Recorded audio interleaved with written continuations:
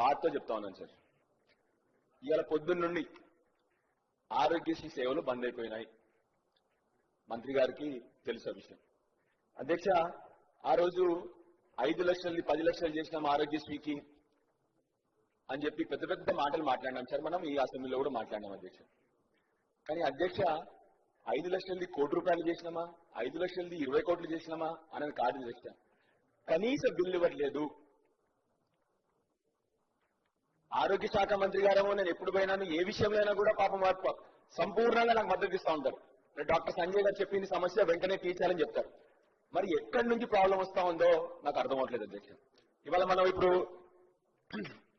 ఇవాళ private medical care establishment act గురించి మనం ఇవాళ డిస్కస్ చేస్తున్నాం, లా రిపీల్ చేస్తున్నాం.